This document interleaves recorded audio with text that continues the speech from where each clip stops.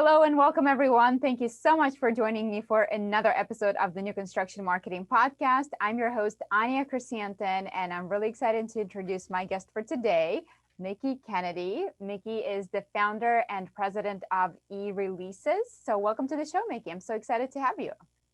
Thanks for having me. I'm very excited to talk about press releases to your audience. Yay. So before we jump into it, why don't you tell us a little bit about yourself, who you are, and what is it that you do now? Okay, so I'm Mickie Kennedy. I started around 25 years ago going to graduate school to get an MFA in creative writing with an emphasis in poetry. I kind of assumed at that time I would just be writing poetry and waiting tables for the rest of my life.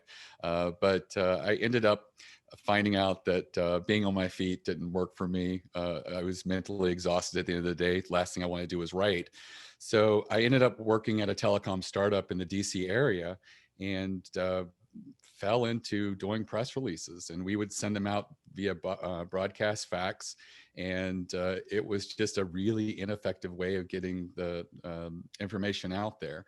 I was the guy who was programming a fax machine to hold 100 numbers, and I was having to do that repeatedly because that's all it held. And we had a couple hundred media sources we needed to send to. So I went to my boss and said, we should be emailing these. A lot of journalists are beginning to request that we send them the Word document version of it after we fax them. And he said, that sounds like a good business idea. You should go out there and start it. So I spent about a year reaching out to journalists across different industries, asking them if I could email them press releases. And, 24 years ago, they were a lot more receptive to it than they are today. So as I sent those out, PR Newswire reached out to me many years ago and said, why don't you also send your releases to us? And I immediately said, because my clients are paying $200 to $400 and you charge $1,000 to move a release over you. And so we went back and forth and finally found some common ground and some win-win for us. For example, they have an editorial team overnight that doesn't do much, but they have to be there in case a client has like a breaking news story. So we set up all our releases to go out next day so that they can set them up overnight and, basically have this free labor working on our releases. And so it's been a really good partnership for us. And, we've been able to effectively get press releases into the hands of journalists, both directly through email as well as over the newswire. Awesome. So how the things have changed, the fax, I don't know, some of my listeners may not even know what the heck fax machine even is, right? Right. And so, Mickie, you mentioned that when you first started, they were, happy to receive those press releases via email. Not so much today. So what's changed? There are databases of journalists and people license or download them and just start blasting stuff. And it wouldn't be terrible if it wasn't so much off target. There's a lot of people that will take, a fashion press release and say, oh, let me also send it to the entertainment industry. And they have some, mechanism by which it makes sense in their head, but they don't realize it's going to movie editors and all kinds of people that have nothing and no interest in fashion. So it's really important that when you send out releases that you are respecting a journalist's beat and what they write about. And so that's something that we continue to do. And we find that the people who subscribe to our service tend to stay in it. The journalists seem to be happy with the content we're providing.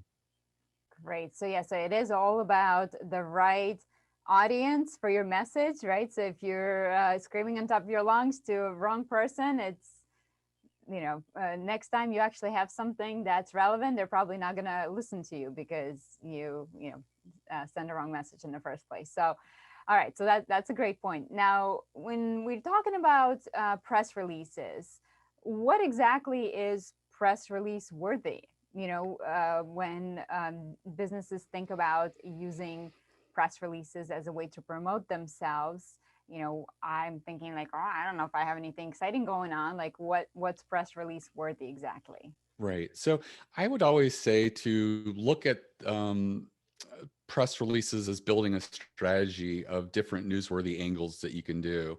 And rather than say, what am I doing that's newsworthy? If there isn't something that's newsworthy, create something. And one thing you can do is a survey or a study, and you can send that out, get some responses, and then publish your results. If you don't have a list of people for your survey or study, align yourself with a trade association. We worked with someone who had a presence in Pennsylvania, and just partnered with a small trade association, and ended up getting, I think, around 1,400 responses to their survey. It was a win-win for that small trade association, because the big trade associations get all the love, and the small trade associations often get ignored. So they felt like, wow, this is a way that we can align ourselves and get mentioned in a press release and a survey that's going out. So they are very open to things like that, sharing it both on social media or directly through email to their customers. And if you wanted to co-brand the study or survey with them, that just boosts your credibility in front of the media when you send something out. The real trick to it, though, is throw a couple of oddball left field questions into your survey. You will not believe how many times that just blows up when you do the press release. In the case of the Pennsylvania person, it was an auto repair shop in Pennsylvania, and they partnered with an independent auto repair trade association, sent it out, got the 1,400 responses. But one of the questions they asked was, what's the strangest thing you ever found when repairing a customer's car? And it was just an open field. People entered all kinds of crazy stuff. And that was the article that everybody covered. They picked and choose like the top 10, top 20. I think they published 40 some strange items that were listed, and people would just pick and choose and share these stories of people finding boa constrictors in the car, grandma in an urn in the back seat, stuff like that. So those have a lot of entertainment value.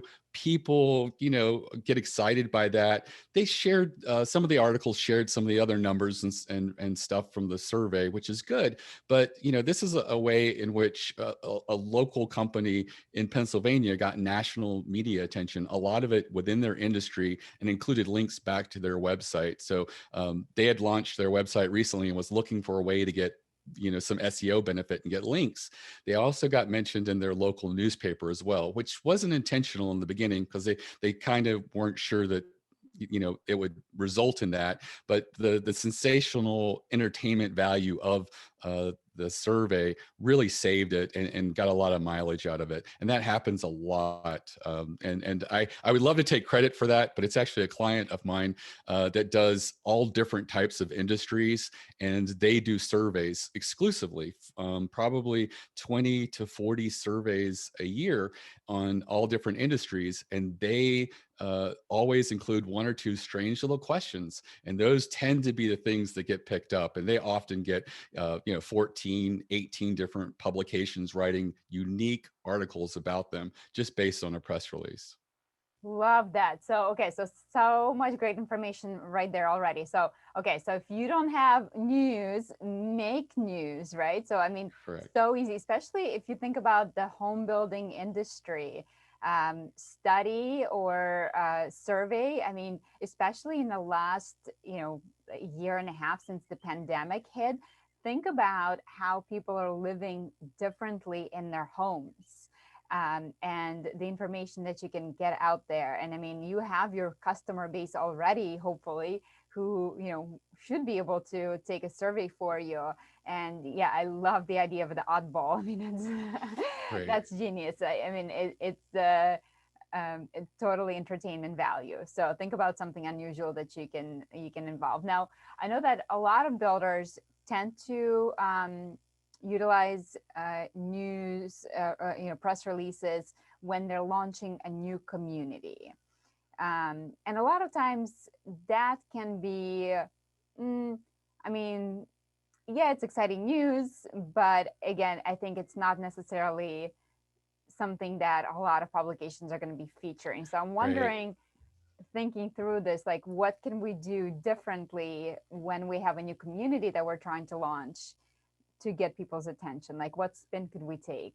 Right. So I think that in that case, it's exciting news for the home builder, but for the reader of these publications, it's not very exciting. And I think that you have to sort of put yourself in the minds of a reader, what would they want to read about, and how could you make your content a little more unique or pliable so that it would better fit for them. The journalist's job is sort of being a gatekeeper for what content to expose to their readers and audience. And so you really want to try to attack it and say, is there an element to this launch that we could develop or flesh out that would make it more intriguing and interesting for readers? Is there something in this community that's a little bit different than other communities? Is that something that we could highlight, feature, promote?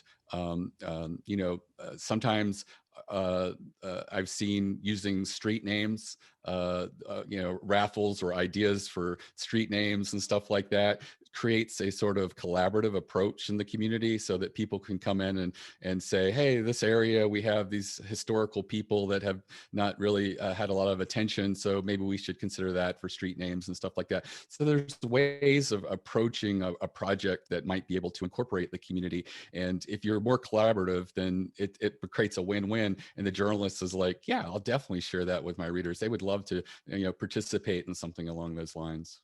That's a great idea. I would have never thought about this. So yeah, the more you can get your community involved, and people love to express their opinion. So you could probably take that on social media, right, and run with that for a while. And Right. You could even have a poll or something like that on your, Facebook or something along those lines, and just drive traffic to it and get people excited about your project and feel like this is a great way of, adding to our community. If we're so many people in some instances feel like, new homes and new communities is not necessarily a good thing for the community.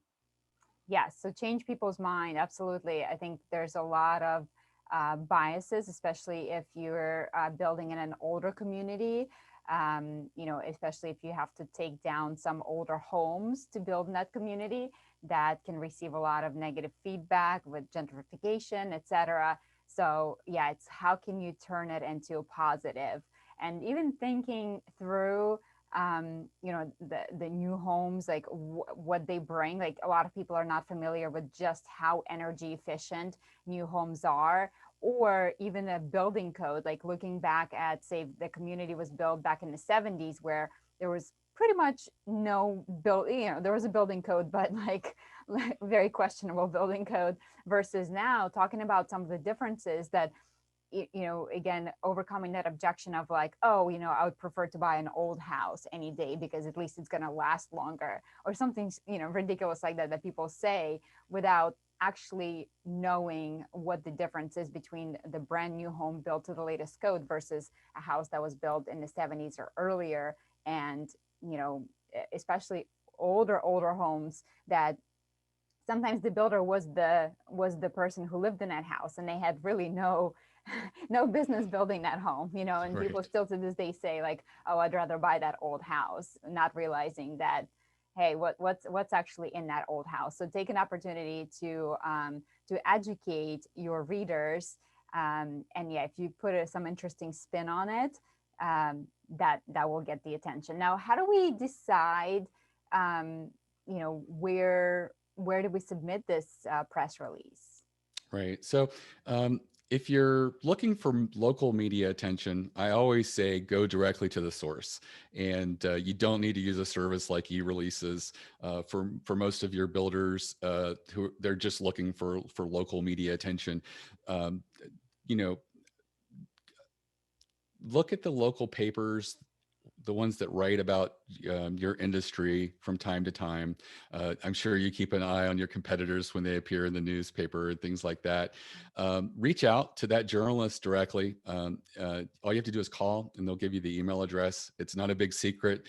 News is supposed to be very transparent and accessible, so it's not like you're asking for a secret key to a private restroom or something like that. It's basically just someone's email address.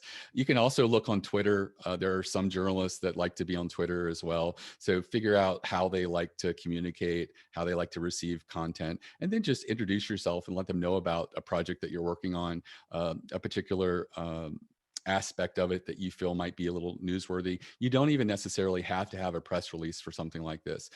You can just take the idea, provide some supporting information if you have a website or a brochure, or something about the community or something that you're wanting to get the word out. But I would definitely put like a sentence or two of why you think this is applicable to their readers.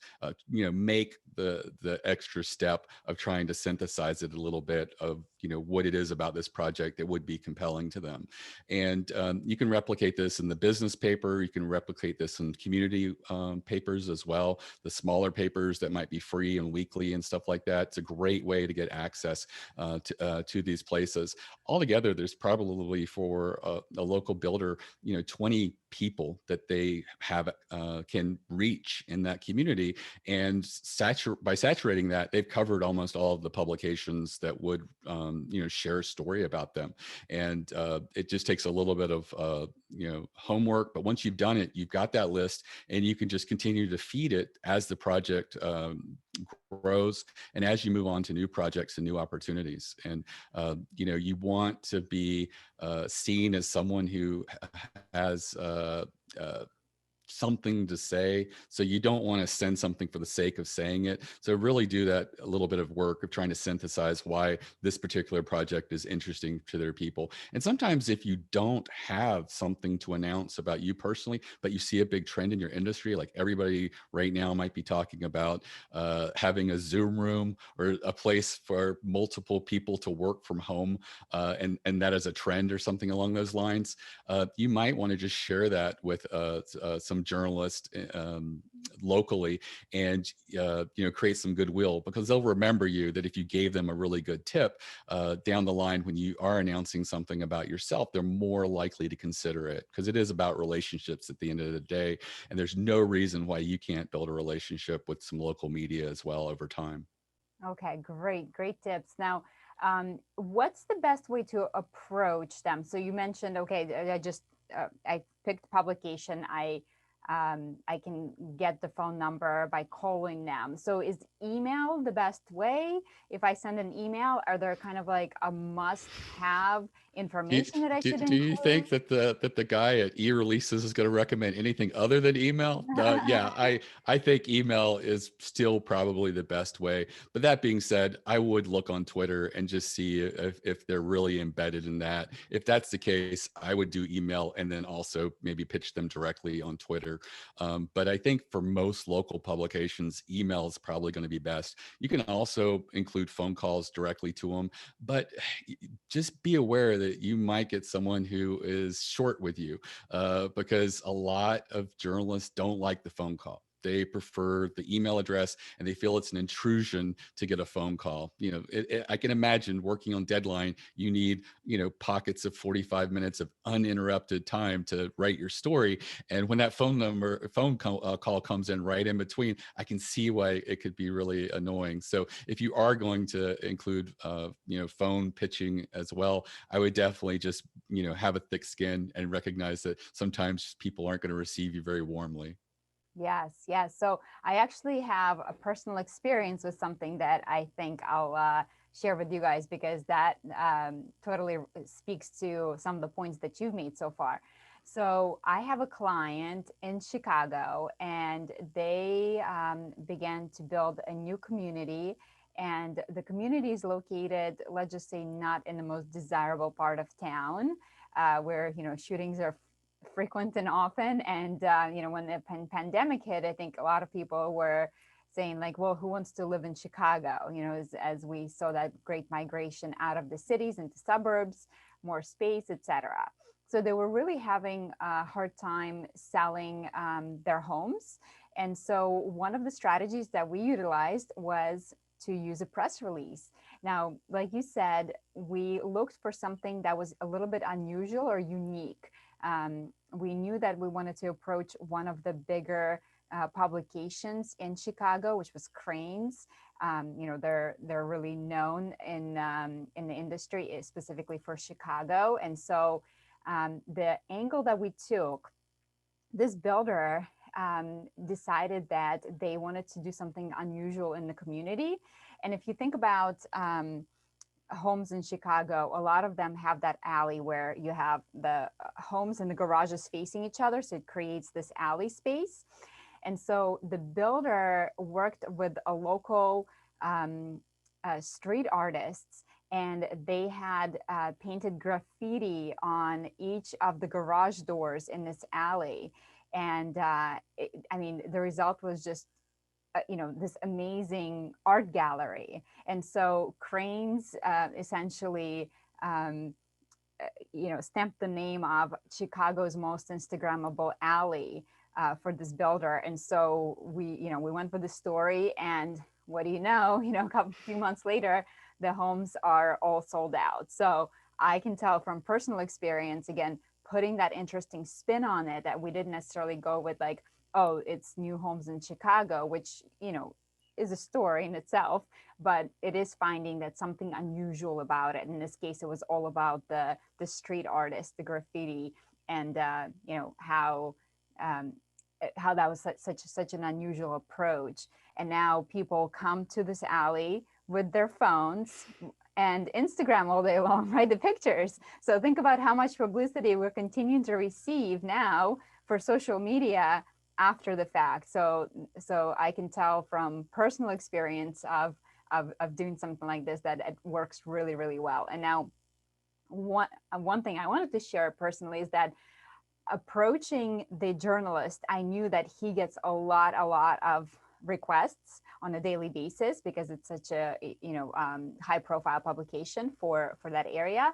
And so I tried and I used a video email instead of regular email. So what I did is just I shot a quick video of myself talking about this project, what was different about it. And then of course I did include in the email all of the details, like links to the website, pictures, all the information that this journalist would need in order to create this story. So I don't know if the response that I got was because of the video email, but I think sometimes doing something different, to your point, catches their attention. So I would say, you guys, if you want to give it a shot, it's definitely worth it. And again, the best part about it is that it doesn't cost you anything to do these press releases when you're going to the source directly. Obviously, Mickie works with companies to help you streamline that process and make it faster, more efficient, so that you don't have to spend hours and hours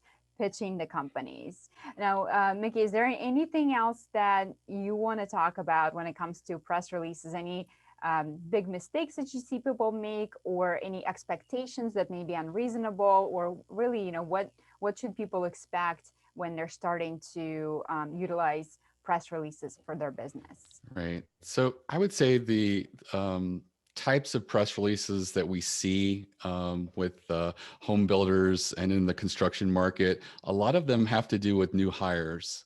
And I would always say that those press releases don't do very well. Yeah. And if you're going to pay money to send it over a service like ours that also includes the newswire, you want to use your best bait, for hooking someone in. And a new hire isn't going to be it. I always say to people, for a new hire, it's probably relevant for a couple of trade publications and maybe your local newspaper. And in those cases, reach out to them directly. Take something a little more strategic and use that for a service like ours. Our service works very well for national distribution. So we do work on projects where someone has a particular project that they're building, say in New York or on the West Coast, that tends to be a second or third home for people. And so, they really want to appeal to a large base of people nationwide. Those projects work really well. Sometimes also projects that have a local monument that's part of it as well, like a particular flagship mansion in one case where the community was built around it, and it was sort of made as the community hall. It was a way of honoring that property and taking advantage of the land that was there to and make it all sort of integrate and work. Those type of projects do really well with a national press release. The national media attention generally gets a lot of trade publications getting interested in it. So it may not be necessarily your end users, buyers that are seeing it in some of those places, but it's very influential because they'll tell people about it. So it's a great way if you're looking for a higher demographic to get some exposure for you and to get people talking about you and buzzing about you. And that can work really well. And, other things to do is there's always people that are working on projects that, for here being environmentally sound and the materials that we use is going to be really important to this community and something like that. And that's very topical and people are talking about it, but just see if you can elevate the conversation a little bit. Can you heighten it rather than just join the conversation? Is there something in particular here that stands out and is a little bit different than the rest of people going along these lines? And use compelling quotes. And it may not always be someone at your company. In the environmental case, it might be someone that was a great environmental consultant that you used in the project. And some of the things that they did and suggested that are a little unique to your community, you might want to have a really great quote from them because that's a way to really stand out. I always tell people, the quote should not be paraphrasable. Journalists try to paraphrase what they write, but when they come across a quote that's just so great, so interesting, so well written, just really gets a thought across in a very unique way, they're not going to paraphrase it. And that means that you'll survive the article. I've had clients who issued press releases before, they inspired the article that got written. And then at the last minute, the journalist said, what's this little company that they're mentioning in the press release? And they cross it out and the company just gets excluded. If you have a quote, they have to mention you and they have to mention the company that you're with. So it's a great way to sort of survive that. But quotes are really important. You're writing for the journalists, so don't try to have puns as headlines and things like that. You can have a little bit of creativity, but in the most cases, press releases are pretty dry. They're objective, third person written style. And, there's something almost anyone can write. But for that reason, most people write press releases about really safe subjects or things that aren't really very newsworthy. So I say, put your thinking cap on and try to figure out ways in which you can sort of define your project as uniquely as possible and put yourself at the head of the reader and, why would this be of interest to them? And if you can sort of, demystify that and get that across, then you stand a really great chance of getting some articles written about your press release and your Love project. that. Love that. So yeah, so remember, make it spicy, like, right? Make it something that something that's worthy to talk about at the end of the day. So if it's not worthy to talk about, it's probably not worthy to write about. So well, Mickie, thank you so much for being on today and sharing this great information. I think every builder in the industry should be utilizing press releases of sorts. And just remember, sometimes it's easier to develop a relationship with outlets when you not necessarily have that new community coming out. So just think about ways to make the news, even if you don't have the news. So I love that point. So be newsworthy yourself. Now, Mickie, if somebody wanted to learn more about your company, what you do, and utilize your service, what's the best way to connect with you? My website's eReleases.com and all my social media is on the lower right. LinkedIn's the best way to reach me individually, but feel free to talk or chat on the website with the staff. There's no salespeople, it's just editors. So they're boring, shy people by nature.